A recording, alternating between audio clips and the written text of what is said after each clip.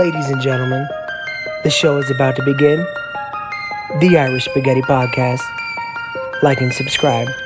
Please enjoy the show.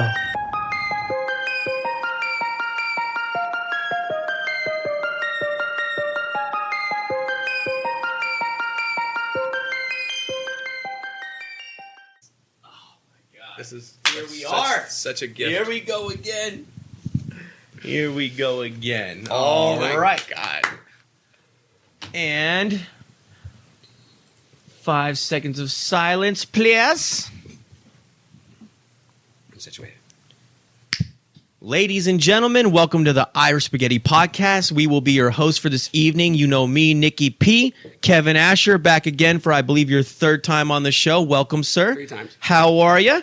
Man, I'm honestly fantastic. I'm not going to steal your line this time. Get that mic up. Yep. Yeah, I'm honestly fantastic. Oh yeah, last time you used my opening. I did. I'm not going to do that. That's a signature or trademark. Super awesome to be on the show tonight. Nicky and I have been talking tonight, about a few things, and we've got a good banter going. This is going to be a fun show. We're going to have a good time, guys. A lot of great things are happening. We're very excited to be back. Great news. I spoke with Billy G today, right? I told you guys he's been going through some things, sorting some things out. He called me today. He sounds fantastic. His life is trending upwards. He will be coming back to the show to shoot another episode with me on Friday. So we're picking the ball back up. Billy G's coming back to the fray. I couldn't be any more excited. Stay tuned for that. Thank you guys for your patience in waiting us through this period of time. Both of us were switching careers. We're going through all kinds of different changes in our lives. Sometimes life catches up to you and you need to focus on that. We don't get paid to do this. We have jobs and lives to lead. So thank you very much for understanding. We're back. Like I said, the dream is not going to die. We are going to move forward. Here we are. Let's fucking go. Today's the day. All right. That was all right. Shout out to Billy, man. Like seriously, that was such good news today when you shared that with me when you talked. It couldn't have worked out any better. Literally an upward trajectory, right? So happy. Yeah, because you have to wonder like what's going on, and I'm like, oh man, this you know guy. What? I pick up the phone. He's like Nick. He's like, I have so many good things to tell you. He's like, if I don't get back on behind the mic, he's like, I'm gonna fucking die. So the entire time, both of us have been pining for the comeback, and here it is.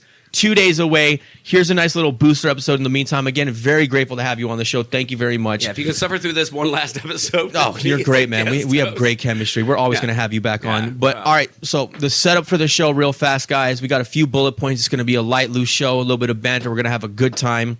I am going to do some edibles and smoke some weed. Your boy quit drinking for the most part.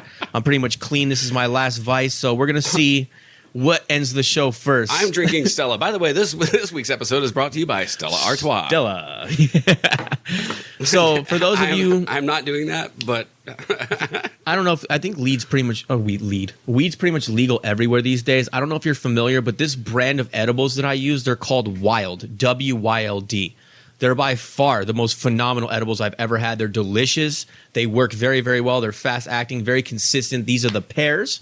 We're going to fire one of these down here and see if I can't maintain my composure. Old Kevin would have done It's only one. It's 10 milligrams. I'm going to smoke the joint at the end or whatever, but I'll stay sharp for the brunt of it. You're always sharp. You're always sharp. All right. That being said, sir, what do we have on the docket? Let's get into it. Boom. Let's get into it. Should I quick teaser? About the HBO documentary? Oh, that's just right. Before we get the bullet points, just real quick. No, so please refresh their memory on that. I was first introduced to the show. I actually thought you were going to do this because I have quite a story to tell. You want me to clip notes it? You want me to do the clip notes? Yeah, you're so good at that. Yeah. Okay. So you guys may remember, if you've been following us for any length of time, when I first got the job back at Flavortown, which is where I met Kevin here, he was involved in that high-profile murder where HBO is producing a documentary. It sounds so terrible when you say it that way. It's amazing. No, he was involved in He didn't murder. kill anybody. He was affiliated with somebody who committed a murder, and because of that, HBO reached out to him when they were doing this documentary to hear his side of the story, but he was legally bound to basically silence until the documentary gets released, et cetera, et cetera. There you go. So we weren't able to do the full interview like we want to do, which we're going to do still. Yeah. That sounds much better, by the way. Yeah. So, Kevin was involved in a murder. Yeah, he there's no blood on his hands. But so at any rate, so the HBO documentary is coming out this year, and he's going to be able to give the full story soon. So we're going to do the full profile interview tied with the release of the HBO documentary when he's legally able to tell the entire thing. Correct. That being said, he received a call. Kevin? Well, it was emails and texts and stuff like Emails that. and texts. So this all started a year ago. They reached out. I did the doc. I was like, finally agreed to it. I went to Louisville, Kentucky, where all this stuff happened. I did a 3.5 hours on camera. With the whole film crew. I guess it's going to be produced by HBO because they're going by Max now. So it's going to be on Max. HBO. Exactly. Do you know I refuse to call it Max? We did 20 minutes on this last time. We did. It still pisses me off. But so get that mic up. So the way he boom, there it is. Hear that? The robustness. Yeah. The robustness. So So they reached out to me recently just to let me know that it's definitely coming out on Max this spring, at the latest summer, they said. So whatever, the next few months. And I'm still, man, I gotta tell you, I'm nervous as fuck about this because why? I don't know how they're going to edit this. I don't know how they're going to spin this. So you're worried about them making I've been you look worried bad? about that since. Yeah. Well, my family and closest friends. My circle is so small. It's a dot. Right. And they every one of them was like, no, you just don't have anything to do with that. You don't have any association with it. And you dodged a bullet. You were able to live 20 years of your life without anyone ever knowing that you knew this fucking person. Right. I mean, honestly, for me, it's like admitting that you dated Jeffrey Dahmer. It's not that bad, but it's fucked up. It's not great. But I was like, fuck it. You know what? I don't give a shit anymore. Because, Well, you didn't hide the murder weapon. It's not like But I actually did want to tell a tale, and I was like, I live with this guy. Like and the $1 million question when the camera zoomed in and everything. Like, who do you think did it? So you'll have to watch the documentary to find out. But because I can't say anything beyond that. But anyway, so they let me know that it is coming out this spring and summer. They had a few follow-up questions for me, which I'm not going to say, but by my estimation, just based on the questions, it's like, you watch the end of like these documentary or based on real life circumstances films, more like the based on real life circumstances films. At the end of the movie, they always so-and-so went on to, the life update. Yeah, the life update. 7 years in prison, now he's one of the richest men in the world, or whatever the thing is about. Yeah. So I feel like the questions were about that, like, how's Kevin doing today? Right. And I thought about it for like a week, man, and I was like, Did you answer them? I did. Okay, interesting. Yeah, I put a lot of thought into it, and I was like, hopefully people see me in a good light from all that. So to refresh their memories, this was in Kentucky where this happened, right? Yeah. You could look up the story on your own. I dated a guy. We were together for 4 years. Just so you know what we're talking about. Wild relationship. We split up. He stabbed me at one point while on LSD. Already a great story. Yeah. So there's so many stories within the story. And I went on and had a magnificent life. He went on in and out of prison and eventually murdered someone. And he told them. Not magnificent. He told them, you should reach out to Kevin Asher because I think he was hoping someone would paint him in a good light. I'm like, oh, I see. Yeah. So he was trying to use you as like a positive character reference. He thought he still had that hold on you. Perhaps. Maybe. We'll find out when it comes out on Max. It's like, why not take the chance? I mean, he has nothing to lose at this point. For him, yeah. Yeah. For me, I was like, it was a huge decision. No money, for it. And then I've been criticized for that. Like, what? Well, they don't offer to pay for that, do they? Otherwise, it would influence the interview. Right. Here's $10,000. What do you have to say about it? What do you want me to say? So I was like, as long as I get to tell my story, I didn't tell the middle part when I lived with him. I was like, I'll tell you how I met him, and I'll tell you. So that's the portion that we're going to get. Well, I can say that at any time, but okay, we'll wait for Billy. To told them, I was like, look, that's my story to tell. Like the time that I spent with him. Oh, so that's what you withhold outside of the legalities and all this. Mm-hmm. Okay. Yeah. This is going to be fascinating. Yeah. I've had a wild life. Yeah, he has had a wild life. I call him the most interesting man in the world for a reason. Dude, it's nuts. It's crazy. You guys are in for so many treats as we have him as a recurring guest throughout the years. Like, I got some fun stories. It's going to be fun. I'm fun, good-natured tales. Absolutely. I'm in a wonderful fucking place in life. Yes, me too, man. I embrace it every morning. All its pitfalls and triumphs and tragedies. I fucking love it. And you know me. He's known me long enough that I'm not annoyingly positive, but because life is a bunch of fucking shit, right? And it's just. But you are positive in a healthy way. In a healthy way, because it's a lot. It's a lot of suffering from the Buddhist. In a strong mind, this helps me overcome life's challenges, type of ways. Yeah, yes. I love the fucking chaos, though. I embrace it. It's been chaos too for us for a while now. So. So let's get on to the bullet points. So this one's kind of fun. We have I'm sure both of you and I are going to have a lot to say about this. Oh, okay. Which one is it? Speaking of positivity and hope, right? We all need hope. So the Mega Millions jackpot and the lottery is up to $977. Let's just call it $1 billion. We're pushing a billy, guys. I've triple checked this on different news outlets, and $977 million. Billion. It's played in 45 states. It also includes Washington, D.C., which is, I guess, a city-state like the Vatican City. I don't understand how to look at that. People talk about it all the time. I almost think it's a myth like Atlantis. Well, in the Vatican, they have their own currency, and the Swiss Army still protect like that. So I guess there's like 5 city-states around the world, and like one of them is the Vatican, one of them is Washington, D.C. Okay. But they have their own internal politics and government. Right. They're like a country within the country, more or less. Yeah. They have their own system. But I guess Atlantis is real, so that was a bad reference, by the way, and they found it. Hey. Sorry, I just wanted to correct that. Before it's in the comments, I just wanted to correct that. Where do you think Atlantis was? I have no fucking idea. I don't really follow the It's lore. Antarctica, obviously. Is it? No, I'm kidding. I thought it was Africa. I don't fucking know. Atlantis, Africa, right? I just love the myth of it all. Doesn't that ring true? I just love the myth of it all. Only one guy shot JFK. So Mega Millions, $977 million fucking dollars, 45 states, Washington, D.C., and the U.S. Virgin Islands. Fact check me, please. That's a lot of money. $2 ticket.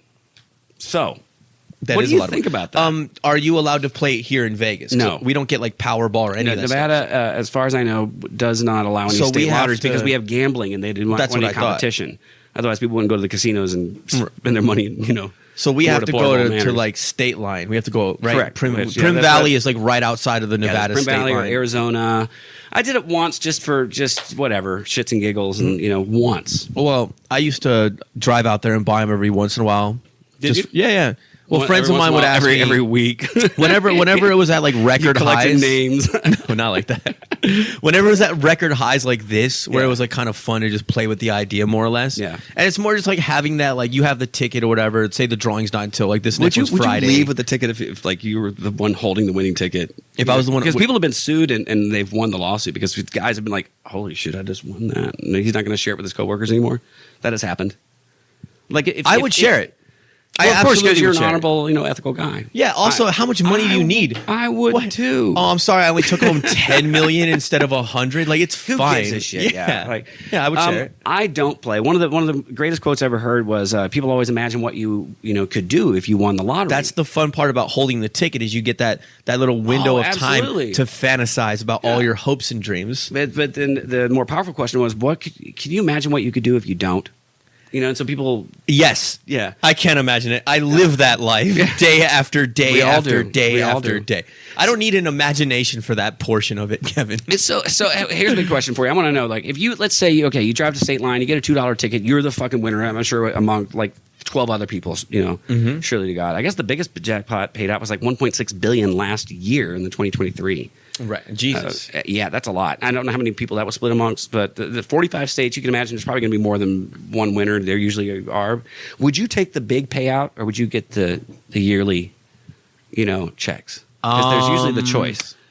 I would have to think about it, honestly. It depends on how big the yearly checks are and what my exact goals are. Because I'm actually good with money and I know how to invest, so the lump sum might suit me.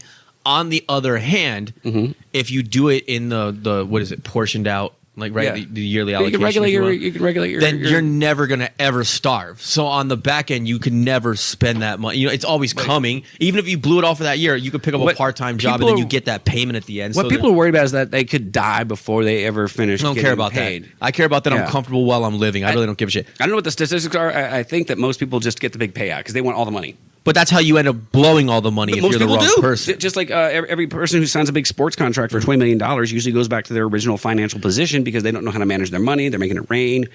Give me an idea. Do you have any idea like what the yearly payout would be? What would be the annual check? Oh God! Well, that's a fact that I didn't follow up on. But if you're giving me okay. So there was a young couple that I read. There's a wonderful article I read about this years ago. Because most lottery winners lose all their money. Yes, and the people will start.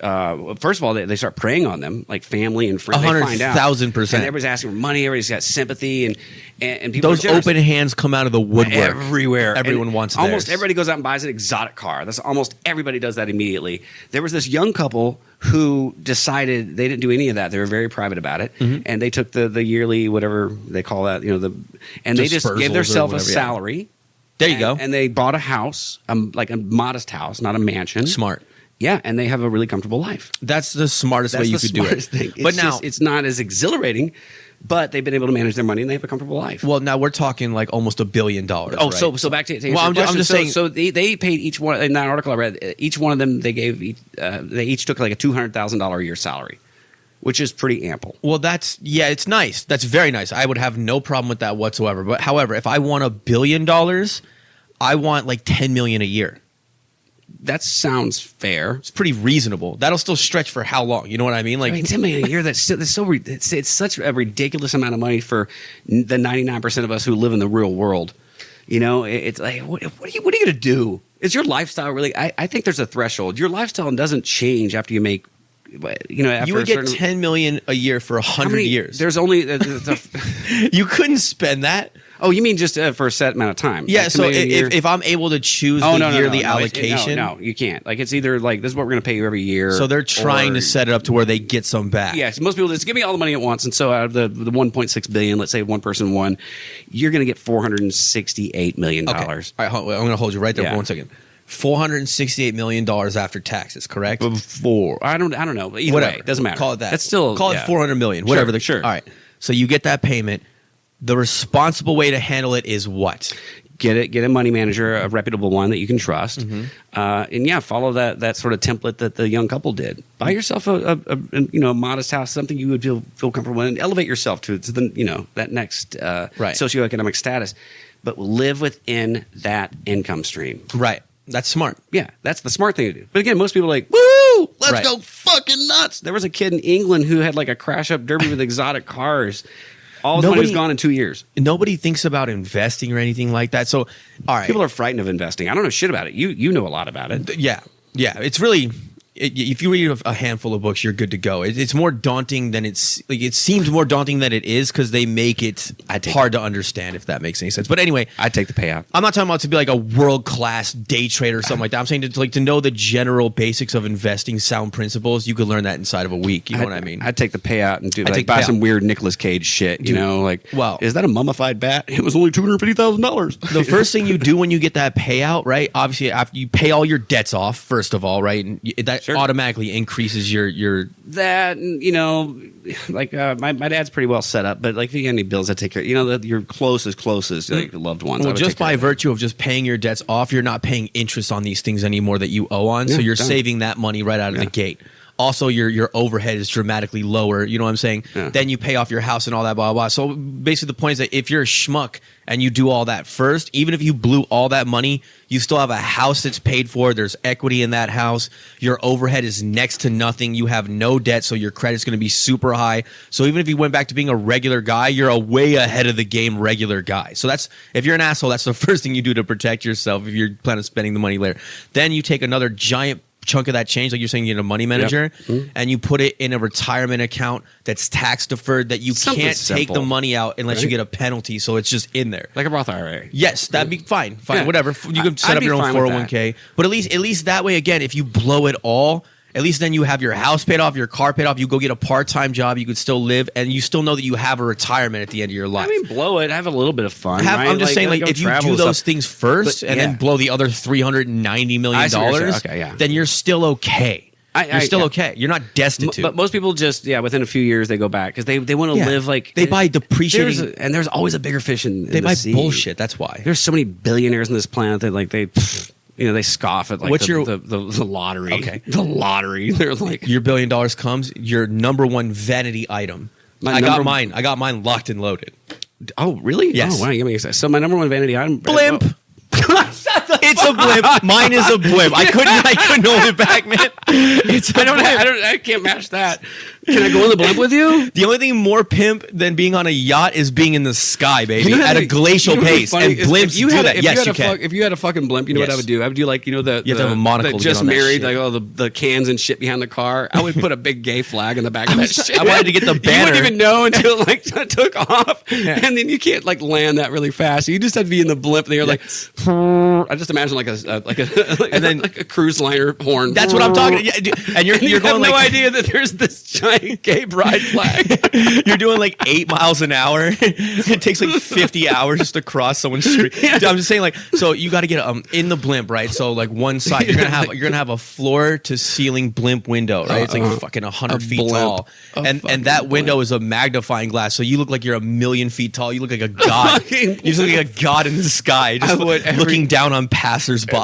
I would love to fly on a fucking blimp. Like that was that was an amazing way to travel across the ocean.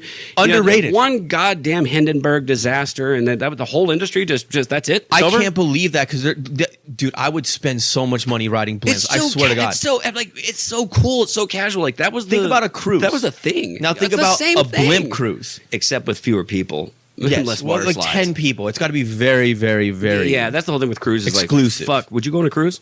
Yes, if me and Jenny were just talking about it, I would do an Alaskan cruise. I would That's do a place you don't vacation. That, or I do a small, more intimate cruise. But I don't want all those things they do on cruise ships. Like you can pretty much go do those. Yeah, they're doing like hoedowns and drinking fucking cheap wine. And they're from Florida. And every time I see a water park, I just think it's just full of piss.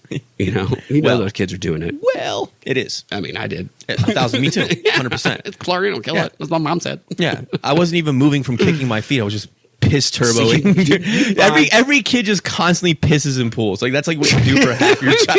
I swear to God, awesome. You didn't even think twice about it, right? You would just be talking to your buddies, and then like one of your friends would just get still and quiet. And you would know. Yeah. Everyone would just kind of like float away. You ever go like rafting down a river? You go through 3 cases of beer, and not a single person ever has to take a piss. It's 1,000%. That's I'm from Kentucky.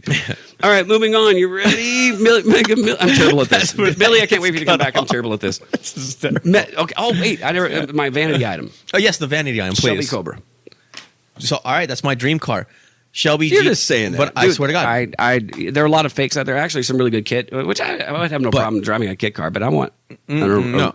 And there's the Shelby Museum here. I want to do, all right, so Shelby GT500 Classic, blah, blah, blah. But what I want, my dream version of it is a resto mod. You know what that is? No. Okay, so it's the original old body style, old stereo, old, and all that shit. Are you talking about the AC Cobra, or are you talking about the Mustang Shelby? I'm talking about Shelby. Shelby is a trim package on Mustang. That's he used to build the Shelby GT500. Right. Well, I'm talking about the original Shelby Cobra, though. That was his original conception. Like beautiful. Love it. Oh, that's a beautiful car. That's my dream car. But my point is, any Shelby. I love Shelby. Yeah. Shelby, whatever, blah, blah. Resto mod is, it's the original fucking everything. Blimps. But dude, I'm telling you. But the drivetrain and everything, all that is new.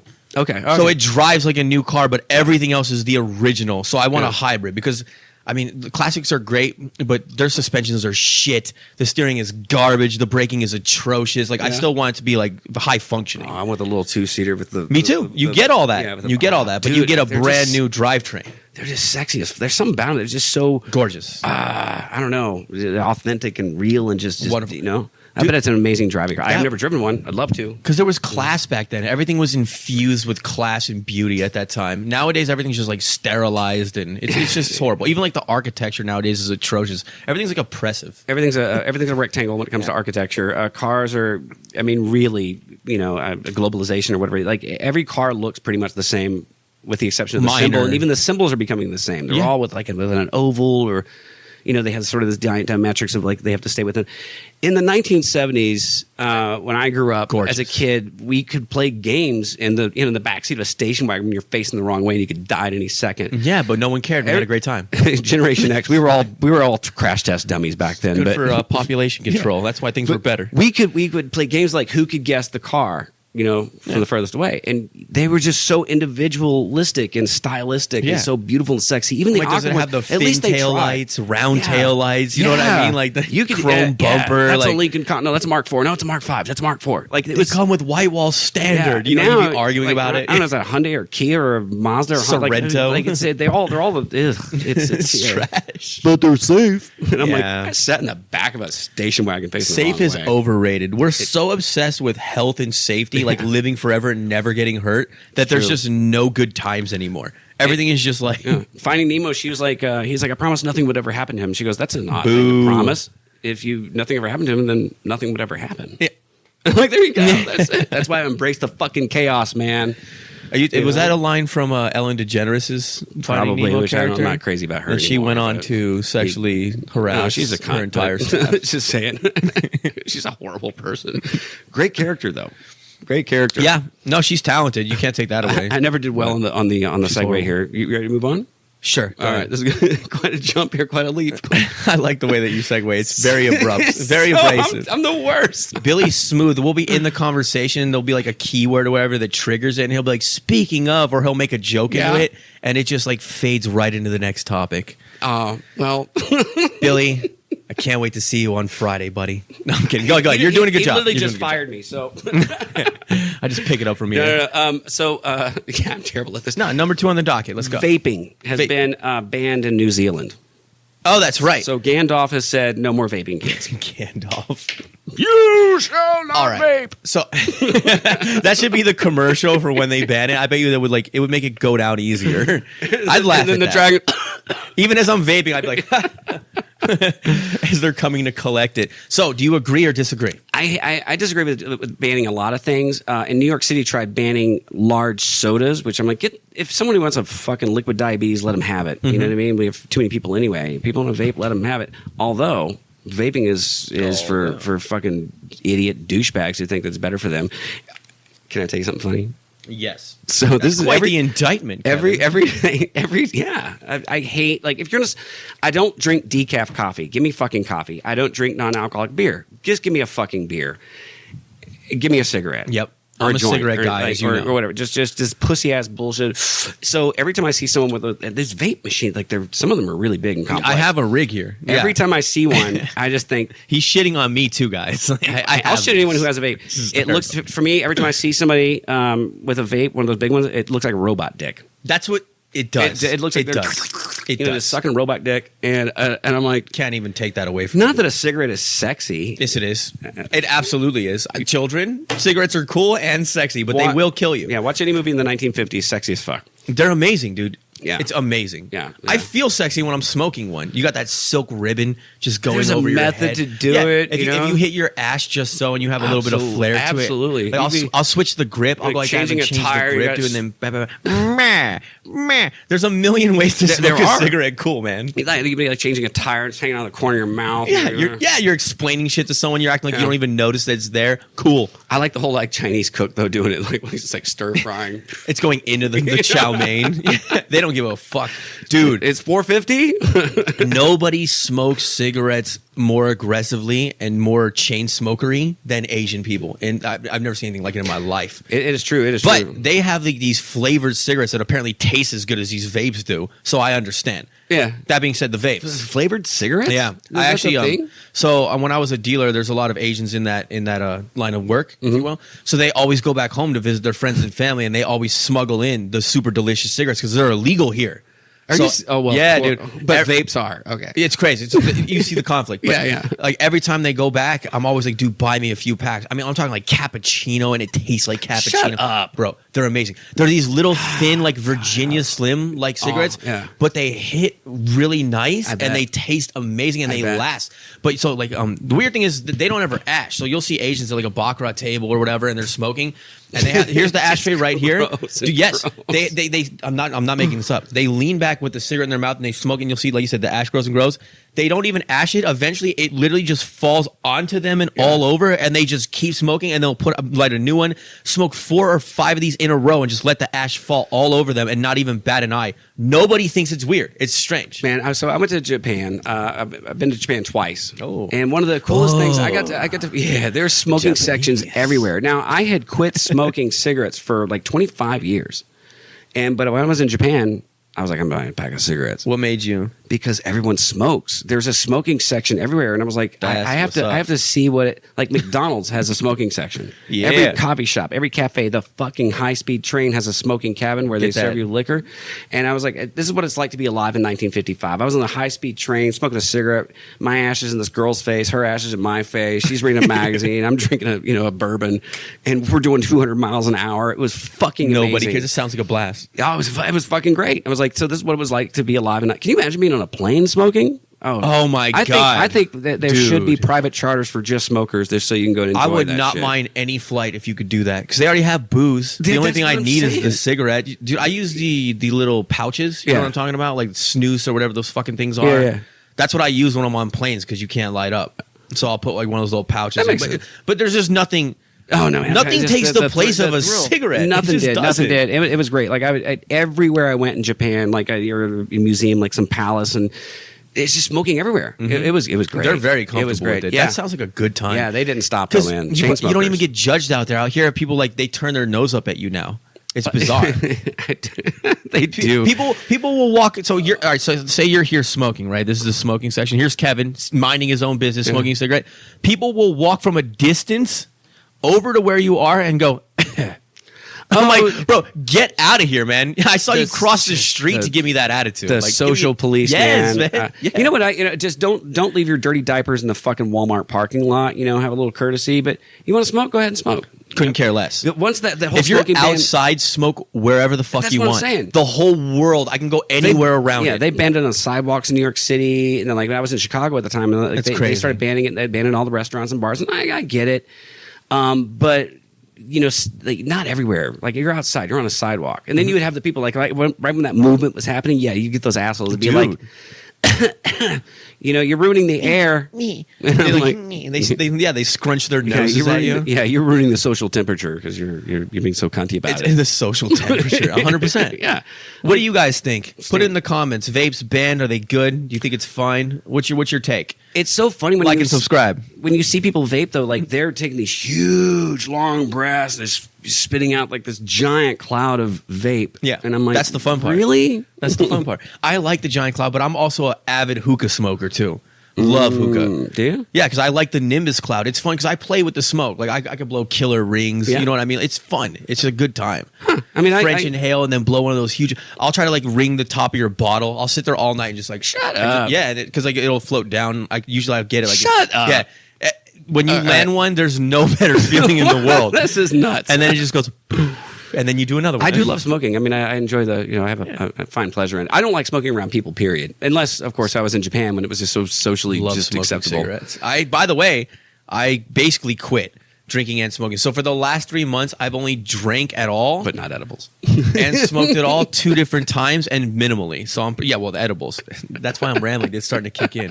I was like, damn, I'm in a good ass mood. Like I was just feeling it. That was actually our next segue. So we're right early into it, like drugs and stuff, like what's socially acceptable and what's not. Marijuana is like widely accepted, right? Do you feel like there's any, like, honestly, like pitfall about that? Like years ago, I think I don't know if it's Sweden or Switzerland. I always mix those two places up. I thought they were the same place. Right? Aren't they? I don't know. I'm not trying to be a dick. I really either. don't really know the difference. They had such a heroin problem. Let's just say Sweden, okay? This is like 20 years ago, at least. They had such a heroin problem, like the public parks being overcome with heroin addicts and needles and stuff. The government decided they took a very aggressive approach to it, and they said, okay, we're not going to punish anyone or criminalize this. What we're going to do is offer a program where if you keep a 40-hour a week job, at the end of the week, you can go into a state-sponsored facility and get heroin that's clean, and so they're not like That's dying. a very interesting idea. As long as you work 40 hours that week. I It wonder was how very it successful. went. The park. Well, apparently the parks, were cleaned up, and people started going back to work and contributing to society and the economy and stuff like that. And Sorry, I have a great thought. Now, just like Americans take tacos and we make the shell hard and put American cheese on it, we sort of Dorito dust. We just ruin everything. Yeah, so it's a few politicians here because every state's fucking different, right? It's the United States. And you cross the border and it's a whole different set of politics. A lot of people are like, that sounds like a good program. So in Portland, Oregon, 20 years later, they decriminalized, like, to a certain degree. Like it's pretty much, you can't get arrested. Did they impose the same rules? No, they just said, Because the key to it is obviously the 40-hour a week job. and that was clearly- specifically just to heroin. Like heroin had just overtaken that community. Again, it was like 20 years That's ago. a brilliant idea. But come on, this is American. Portland was already, kind of an edgy, whatever, grunge, hippie, fucking whatever city. Have you been there? It's a great city. No, I have not. Yeah, it's good and bad, but Now it's different, right? Yeah, it's a little. Lots Well, changed. apparently they decriminalized almost every drug. Like you can't get arrested for over a certain amount. So now it's the problem.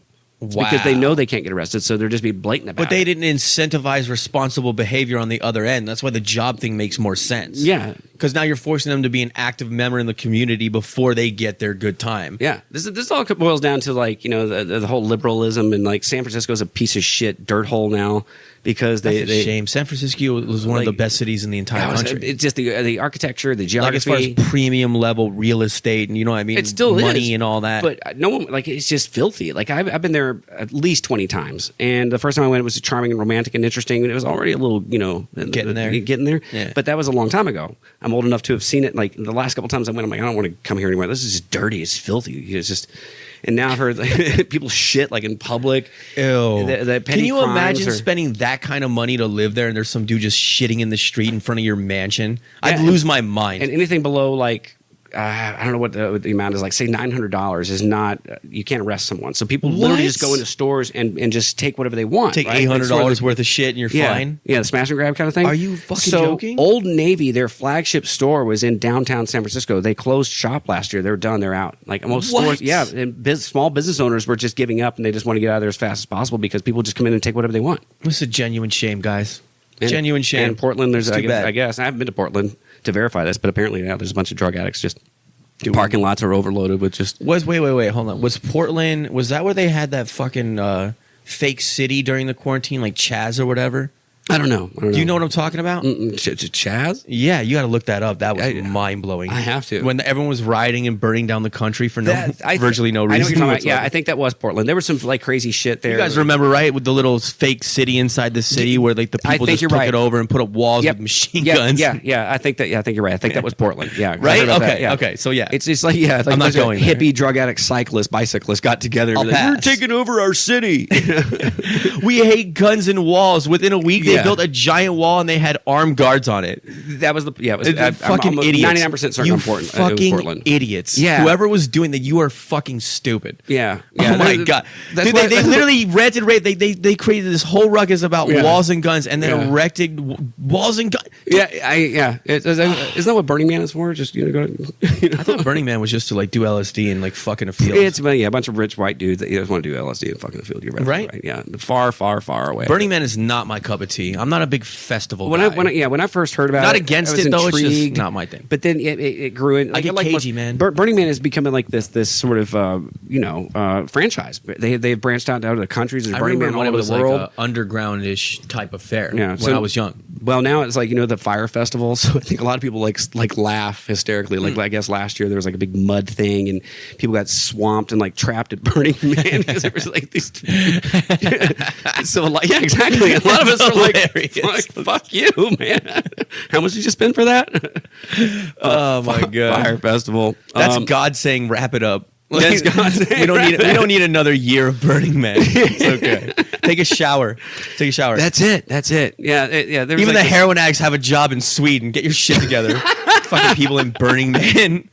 Unbelievable. 40 hours, man. Work 40 hours, get free drugs. I mean, it seems like a really, really healthy trade-off, It seems like a place that if I ever become like some version of homeless, that's where I'm going to move. Like 100%. So marijuana, I was always for the legalization of marijuana. I smoked weed most of my life. And then about 10 years ago, it just didn't appeal to me anymore. And I don't know, it's about biology or whatever, like roller coasters. Understandable.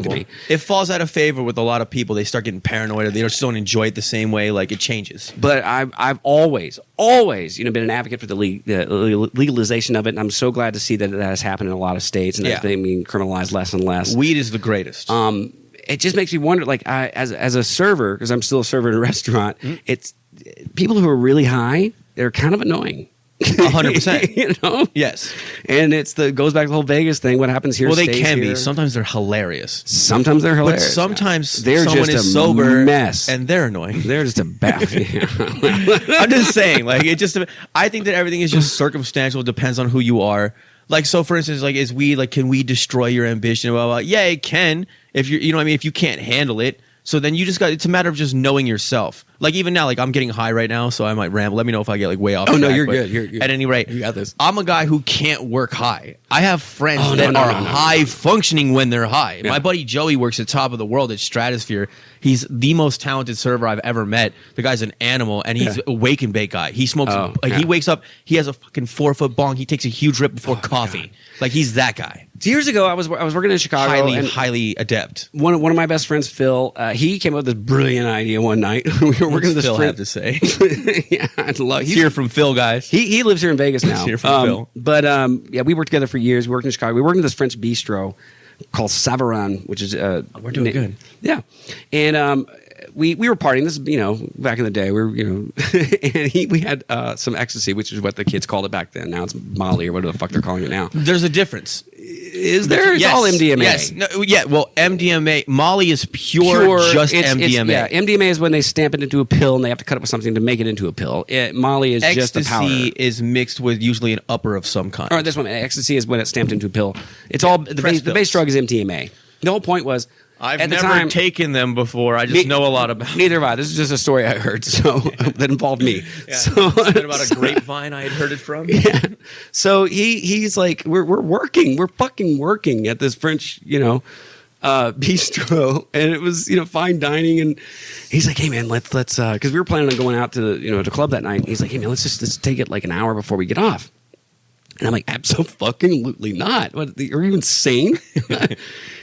He's like, Kevin, come on, man. It's come on, let's only you and I will know. And I'm like, all right, fuck it, I'll do it. That's you can. That was the me. fucking worst, dude. I had to again, it was the end of the night, but I had like an hour. I had to deal with guests and business and counting money and checks. You have to be on point. Yeah, You're in your head like walking as yourself through every step. fucked up as servers are, and we're all fucking lunatics. I could work on Molly. Fuck you. I mean, I did. I had to. I forced myself to, but it was just terrible. I'm like, I'm not enjoying this.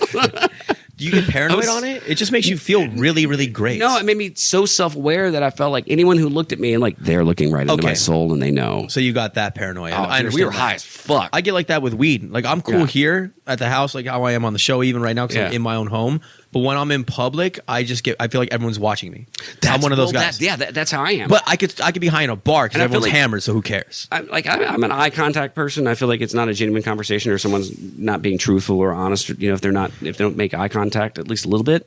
But if I'm high and I'm looking at somebody, I feel like they're just staring at me. I also don't know how long I've been staring at them if I'm high. I'm kind of just like, have I been holding this gaze for too long? It could be 2 seconds or 20 minutes. I don't know. That makes you more sketchy. Yeah. And more like, he's acting weird. Yes. But you don't know if you are or not. You're not really sure. So you're just like in your head, which throws you off. Overthinking like every 10 seconds. Yeah. Dude, you have no idea how many times I look at my girl when she's not high and I am, if we're out, and I'm like, am I being strange? She's like, I didn't even know if you didn't tell me. And in my head, I think I'm doing shit. I think I'm like making faces at people and shit. I'm like, I've come to you because I'm you're completely normal. You're like, I use him as I've come to you before, and I've been like, do I look okay?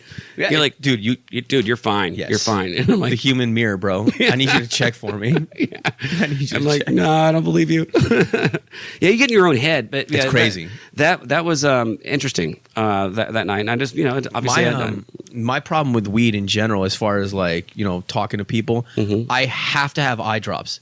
If I have eye drops, I'm okay. And the reason why is I get like after school special level red eyes and it's immediate. Oh, and I appear because of that like I'm out of my fucking mind, and I'm usually okay. Yeah. But I've noticed that when I don't put eye drops in and I talk to people, they're just focused on how red my eyes are. Yeah. And they just think that I'm like fucked up. Oh no, that makes sense. I've been told. So in my head, I'm like, dude, I'm not as fucked up as I look. I swear to God.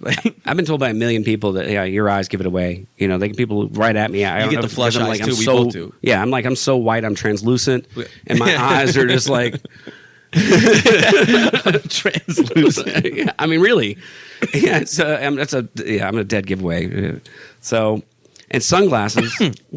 I mean, you can't wear those to work. That's the solution, by the way. Yeah. I could be on anything in the world. If I put sunglasses on, I'll appear completely normal. Well, we all do because you feel like you're like hiding in plain sight. Absolutely. Almost. I call it public privacy. You know what's funny? Like, okay, so years ago, I worked in New York City. I was a waiter there in Manhattan, and I used to smoke a lot of weed back then. I would love to have smoked with you. I can't even imagine that now. I know this for years and years. Yeah, I smoked a lot of weed back then. So one of my favorite things to do in New York City. As fuck. I'm always cool as You're fuck. already a chatty Cathy. Can't imagine with that version. I'm a chatty Kevy. So, so I'm in New York City. One of my favorite things to do is, obviously I had a little pipe with me all the time. I always had weed on me. I would get so high, and I had a jacket. It was like this North Face jacket. It was a mountaineering jacket, but I liked it because it was just pockets everywhere, Right. So I had like the weed was over here, and it was over here. And I had these sunglasses that sort of curved around a little bit, like not like ridiculous, like NASCAR style, Right. but just this little lenses, just enough to cover even the peripheral of your eye.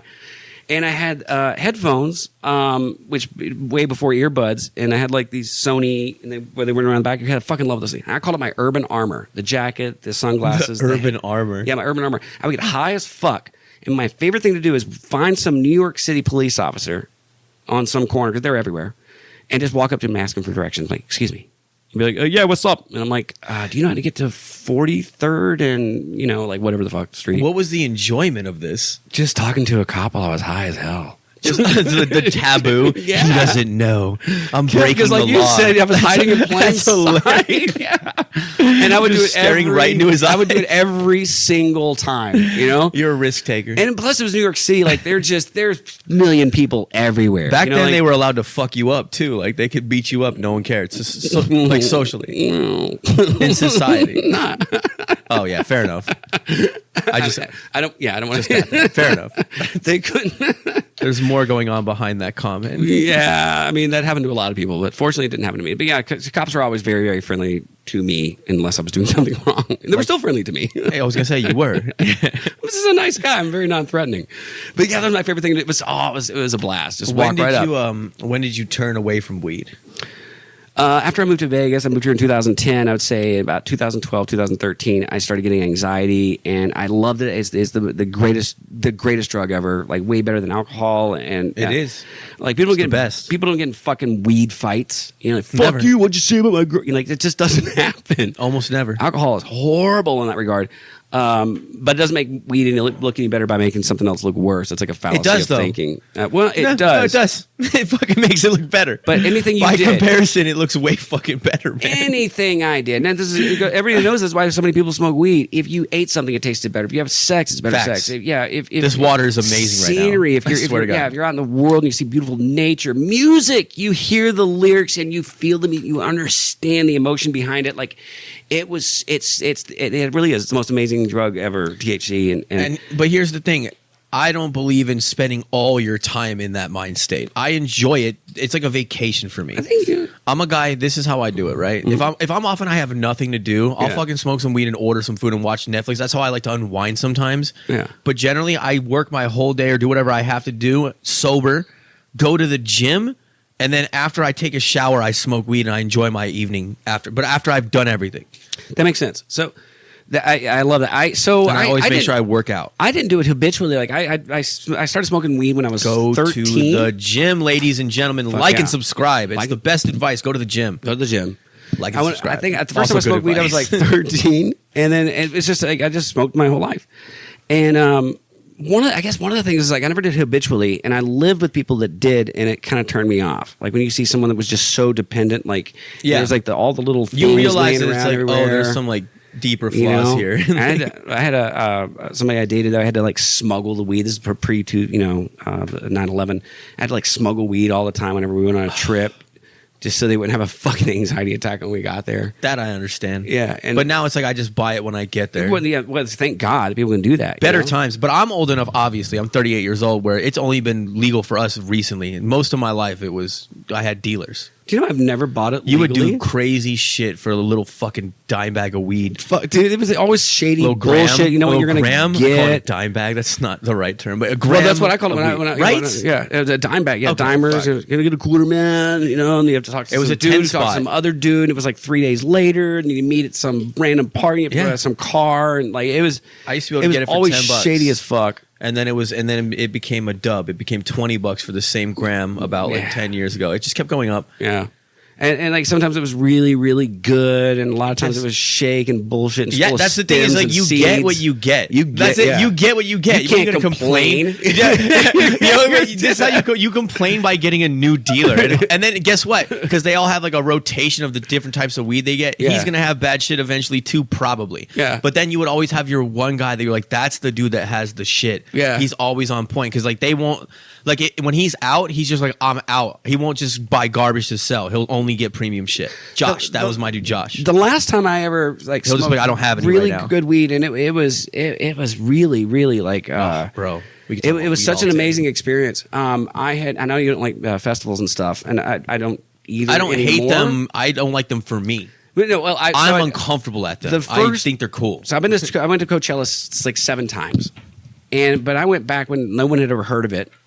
Same guy, Phil. Phil's in everything. Phil's awesome, man. Fucking guy. No, he and I were best friends for like 20 years, and we'd heard about this music festival. We'd gone out to California. He had some connect here in Las Vegas, and it was the best we'd ever smoked in my entire life. Like there were crystals all over it. I was high as fuck. I didn't need ecstasy. I didn't need anything else. That shit got me on point. I understood the music. I was dancing. When you're super high, I was vibing, and it was amazing. And I was just nothing but positive energy.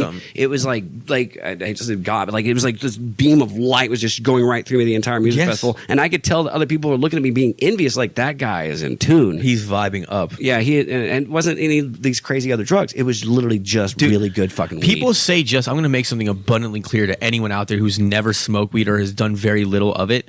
People say just weed. These are people, you build up a tolerance over a massive amount of time, and it becomes such a high tolerance that you forget what being high was like. For a long time when you first smoke, weed is the most powerful and overwhelming drug you will ever do that I've ever done. Literally, dude, to the point to where like when I was like partying in my 20s, whatever, I would go out. That's a statement. Dude, there was nothing stronger than weed. I would go out and do like blow, and I would take 2 hits of a joint, and I was only high, completely obliterated that I even did any cocaine, and I was just high, and I could just go to sleep. Really? Yeah, and the only thing that I felt was just being high. It was more powerful than anything I've ever done. Well, It overtakes you. Time slows down. You're in a whole different world when you first start smoking weed, but eventually your tolerance grows, and you could never like get that high again.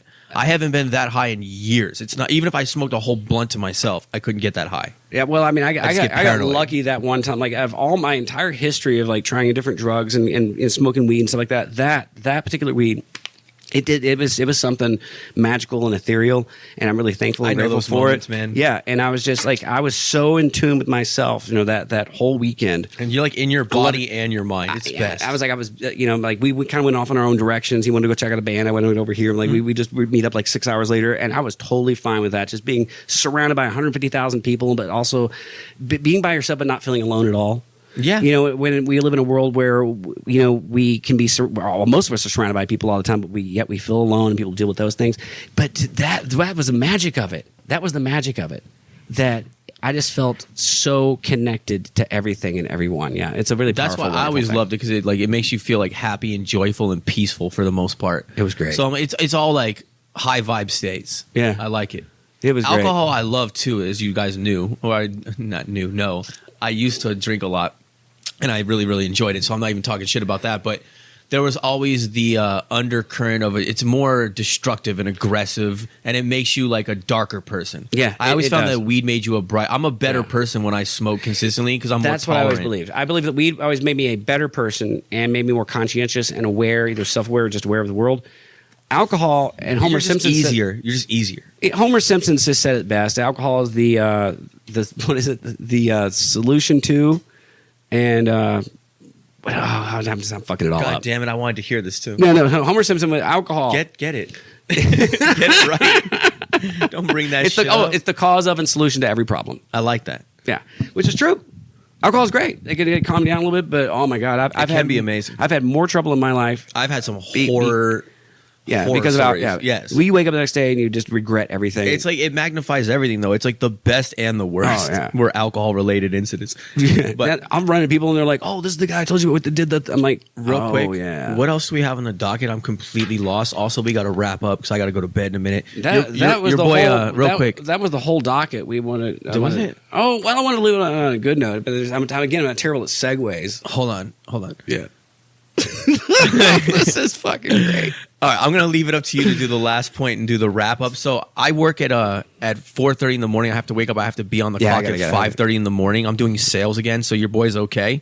But because of that, I'm exhausted now early, and it's we're in Vegas. It's 10:10. I'm normally in bed by now. I have to be up in like 5 hours. Show is a little bit all over the place again. Billy, I'm sure everybody's going to be happy that you've come coming back. back, guys. I'm really terrible at this, but it's been just really what a tremendous opportunity, and thrill and stuff. I'm going to continuously smoke this until the show absolutely. ends. I'm looking forward for Billy being back, and for me just coming on the show and just kind of adding in. I got stories and it'll be fun, stuff like that. To try to fill his shoes, it was impossible for me. But all for that anybody, said, there's only one Billy, guys. Yeah, he is a real natural. I'm acutely aware of the talent that I sit across from, and I'm aware that there's only one of that guy. Yeah. I love that guy. Yeah. And he's coming back, and you guys should be lucky to watch this man. He's fucking talented. So if you've seen any of the 3 episodes that I've been on, please revisit them, like and subscribe. Yeah, like and subscribe. Do it for Billy, not for me. If not for me. I was going to finish on somewhat of a good note, and you already know about this. We talked about this earlier. Children's book that I wrote. Oh, my God. I love this, by the way. This makes me really happy. Go ahead. All right. So I wrote a children's book. It is not yet published. I'm working on the illustrations for the children's book. And I'll give you the title here in a second because it's not even out there or anything like that. But it's something I'm really, really proud of. I put my heart and soul into it. I originally conceived of the idea in 2018 when I was going through it was a really, really difficult year. For the record, when I met this man, he told me that he had never even read it to anybody. So that's important to know. So when you hear like what has happened since. Yeah. Anyway. You were the first person I read it to. Were you and Jeremy? This is recent too. Yeah. And so through the work program, they had some volunteer things set up, and they had Nevada Reading Week, I guess, happens once a year here in the state of Nevada, and they invite guest readers into elementary schools to read children's books or children's stories to kids. And I was like, "You got to really?" And I was like, "This is like the universe, giving me an opportunity to read my book, which I'd finished the book and I'd edited and re-edited over the last couple of years, and I was really, really happy with the final product. Well, the text of the story, or like the dialogue of the story. Like I had that. I was like, I dialed it in, and I was like, that's the story. Now I need some illustrations to go with it. So anyway, so I went and volunteered for a week, and went to different elementary schools and read to kids, and it was honestly one of the greatest things I've ever done. It was they were like I read to first, second, third graders, different schools each day, different classrooms, and they were attentive and drawn in, and they all like crowded around me, almost like I was Santa Claus, and they listened to the story, and they were super polite. Kids are fucking amazing. Like I always wanted kids, and part of the reason why I wrote it is because it was sort of my gift of like I never had kids, so this is like I want to give something nice to kids. I had a sketchbook, and I'd drawn one illustration for this story. I had to go in with something. And this little girl in the first class, she's like, what else is in the sketchbook? And so as I started turning the pages, and these are just random drawings that I didn't put a significant amount of effort into, the kids were like, whoa, wow, and I was like, okay, I need to get the illustrations done because that's what really grabbed them. But remind me to show you that art program that I'm going to give you access to. Yeah. Okay. Yeah. After this, super proud of that. I'm going to now, for the very first time, publicly for any of the 17 viewers that watch this, hopefully 7,000. The title of the book is "The Only Lonely Junkbot," and my author name is Asher Douglas, which is my name. Last, middle, first, backwards. So it's good work, guys. It's genuinely good work. It rhymes. It's beautiful. I'm really proud of it. It's a great story. It's compelling. It's original. It's going to be something. It's worth a read. Yeah. If you have a kid, or even if you're just interested, it reads like poetry. It's nice. Yeah, the kids loved it. The kids loved it. Like the schools I went to, all the classrooms I went, they but liked also it. as they get older too, they'll like understand it better. That has like many payoffs. I've had since when I first had this idea, I know where I want to go with this. I'm not going to speak it out like right now, but I know where it's going to go. I know what I want to do with this, and I'm going to take it as far as I can with it. And so if you guys want to support that, that'd be great. I'll put it in the description, the name of the book and everything. Yeah. The only if there's some Junkbot. Type of link that you want me to share, I'm going to. So I'm going to add that into. I will put that. I have an active web page right now for my voiceover Send work that I the do link for to me. Yeah. I'll have it roll up in the video when people are watching too, and I'll put it in the description. So I'm getting a copyright on it through the U.S. Copyright Office, and then I've got the Amazon self-publishing Kindle account set up, and the illustrations of where I'm at right now. But that's it. That's on a nice note, But right? if you don't send it to me, I'll forget. So send it to me. Oh, I won't forget. That is a nice note. That's a great note. Guys, support that if you're interested, man. That's awesome. So anyway, we're going to take it out from here. I'm getting sleepy for what reason I couldn't possibly imagine. I have no idea. Something this giant weed joint thing that I can't even speak, man. It's gone. If we finally got there, guys, this is the time to cut it off. All right. That being said, always remember, have your conversations, not their conversations. Talk to your friends, talk to your family, talk to your community. Until next time, Billy's coming back, guys. God bless and peace. Caw-caw. Oh, fuck. Oh, my God. No, you were great, man. You were great. This is a great time. Also, we haven't done it in a minute. We're getting our chops back. It's fun, though. It is fun.